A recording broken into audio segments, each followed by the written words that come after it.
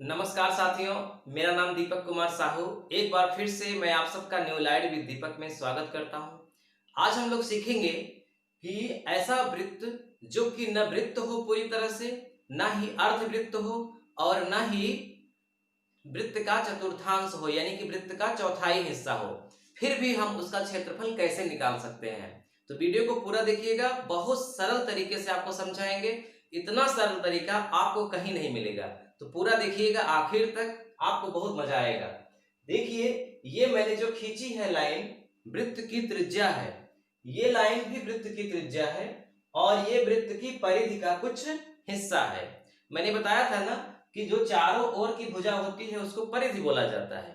तो ये पूरी परिधि तब मानी जाती जब चारों ओर से बिल्कुल गोल होती। तो यानी ये जो हमारा प्लाट है या ये जो हमारा खेत है वो पूरी तरह से वृत्त नहीं है, वो सिर्फ एक तरफ से वृत्त है, बाकी दूसरे तरफ से ये जो सीधी लाइन होने के कारण वृत्त नहीं है। तो इसको हम वृत्त का एक छोटा सा पार्ट कहते हैं।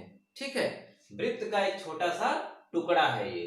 तो इसका हम क्षेत्रफल कैसे निकालें। पिछले वीडियो में हम लोगों ने ये सीखा कि जब बिल्कुल सीधा हो, सीधा का मतलब कि ये लाइन और ये लाइन, इन दोनों के बीच 90 डिग्री का कोण हो और फिर गोला हो, तो इसका क्षेत्रफल बहुत ही आसानी से हम निकाल लेते हैं, है ना।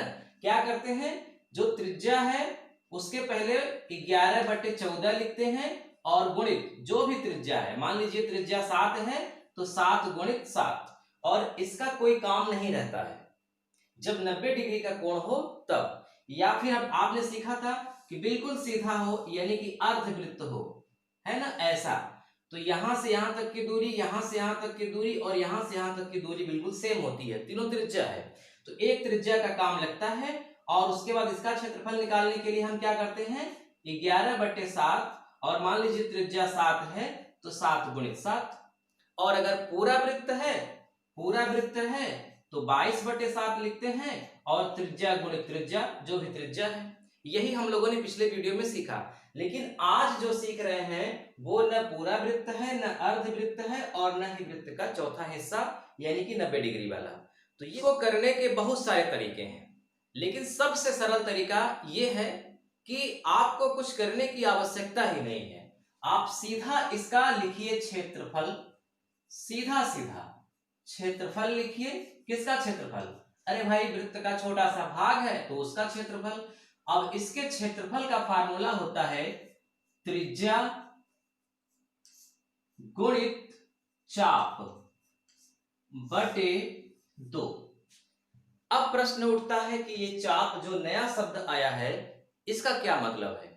तो ये परिधि का एक छोटा सा जो भाग होता है ना, इसी को चाप बोला जाता है। यहां से यहां तक की दूरी जो गोलाकार है यही चाप है, और ये जो दूरी है वो त्रिज्या है। तो चाहे इस त्रिज्या को ले लो चाहे इस त्रिज्या को ले लो, क्योंकि त्रिज्या दोनों ही हमेशा सेम रहती हैं, या जितनी भी त्रिज्या होती हैं वो हमेशा सेम होती हैं।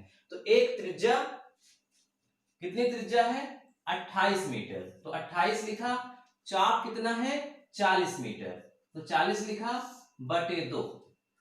ठीक है, अब इसको हल कर दीजिए।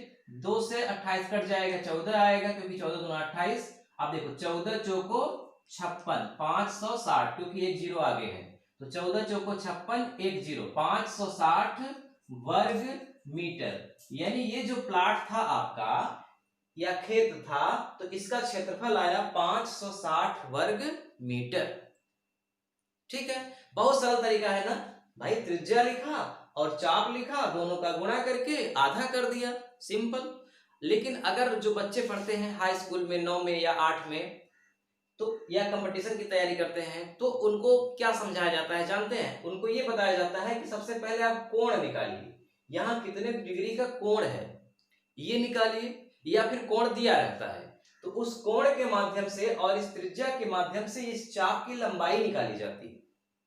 ठीक है, और फिर क्षेत्रफल निकाला जाता है, पहला तरीका। दूसरा तरीका कि अगर ये कोण निकल गया है तो कोण और त्रिज्या से ही क्षेत्रफल निकाल लेते हैं। लेकिन हमारे सामने समस्या ये है कि हम लोग खेत में जाके कोण नहीं निकाल सकते, है ना। इसलिए हम क्या करेंगे कि जैसे त्रिज्या नापे हैं लट्ठे से या जरीब से, जिससे भी, हम वैसे ही ये चाप की भी लंबाई नाप लें। एक डोरी लगा ले, जैसे जैसे मेड़ बना है वैसे वैसे रख दें और फिर उस डोरी को देख लें कितना है। सिंपल तरीका। और बस चाप गुणित त्रिज्या बटे 2 हल कर दो, सीधा सीधा वर्ग आ गए, माने क्षेत्रफल आ गया। एक सवाल और देख लेते हैं, पूरी बात समझ में आ जाएगी। मान लीजिए कि ये कोण जो 90 डिग्री से ज्यादा है। 90 डिग्री से ज्यादा कैसे है? क्योंकि अगर ये सीधा लाइन आती तो 90 होता ना, ये सीधा सीधा चला गया तो 90 से ज्यादा है। हो सकता है कि 90 से कम भी हो। सीधा आता तो 90 होता, इधर चला आएगा तो 90 से ज्यादा, इधर चला आएगा तो 90 से कम। तो मान लो ये 90 से कम है अगर, तब इसका क्षेत्रफल कैसे निकालेंगे? तो जैसे 90 से ज्यादा होता है, अधिक कोण बनता है और क्षेत्रफल त्रिज्या गुणित चाप बटे 2 लिखा जाता है, उसी तरह से अगर 90 से कम है तब भी वही रहता है। तो अगर मैं इसको लिख दूं, मान लीजिए कि त्रिज्या इसकी है 35 मीटर, त्रिज्या है 35 मीटर और ये जो चाप है, ये चाप है, मान लीजिए हम एग्जाम्पल समझा रहे हैं, कम ज्यादा भी हो सकता है, वो तो नापने के बाद समझ में आएगा। ये त्रिज्या मान लीजिए 35 मीटर है और यहाँ कोई कोण है 40 या 45 डिग्री का, पता नहीं है, लेकिन जब हमने इसको नापा तो ये कितना आया? 28 मीटर। अब ये जो पार्ट है, इस पार्ट का हमें क्षेत्रफल अगर निकालना है तो क्या करना पड़ेगा? कुछ भी नहीं, 35 लिख दो जो कि त्रिज्या है और उसके बाद 28 लिख दो जो कि चाप है, मतलब 35 गुणित 28 और आधा कर दो। तो 2 से 28 कट जाएगा, फिर से 14 आएगा और 14 पंचे 70, 14 तिरिक 42 में 7 जोड़ दो, 42 7 49, 490 मीटर स्क्वायर, 490 वर्ग मीटर। तो इस तरह से हमने दो सवालें देखी कि अगर अधिक कोण बना है तब भी ऐसे ही क्षेत्रफल निकलेगा जैसे कि अगर न्यून कोण है तब निकलता है।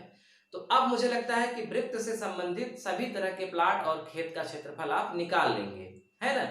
अब प्रश्न ये उठता है कि हो सकता है कि खेत ऐसा भी हो, ऐसा भी हो सकता है कि इधर की लंबाई, एक तरफ की लंबाई मान लो 30 मीटर है और एक तरफ की लंबाई 35 मीटर हो जाए। हो सकता है, मान लो इधर 30 मीटर है, इधर 35 हो गया, यानी कि कम ज्यादा, जैसे कि यहाँ पे सेम है 35 35, 28 28, ये हो सकता है कि कम ज्यादा हो। फिर इसे नापेंगे, ये कितना है? तो मान लीजिए कि ये भी है 28 मीटर या जो भी है, नापने के बाद पता चलेगा। तब इसका क्षेत्रफल कैसे निकालेंगे? तो इसका क्षेत्रफल निकालने का जो तरीका है वो इनसे अलग है। इसका क्षेत्रफल कैसे निकलता है ये हम आप लोगों को अगले वीडियो में बताएंगे और अच्छी ट्रिक खोज करके कि इसका क्षेत्रफल कितना बढ़िया तरीके से आपको बताएं कि आपको मेहनत न करना पड़े, और जैसे इसको मैंने बता दिया आप समझ गए एक ही झटके में, वैसे ही इसको भी समझ जाएं। तो इसके लिए आप हमें समय दीजिए, अगले वीडियो में हम इस पर भी चर्चा करेंगे विस्तार से। तो आज का वीडियो कैसा लगा कमेंट करके आप हमको जरूर बताइएगा, ठीक है। तो मिलते हैं अगले वीडियो में।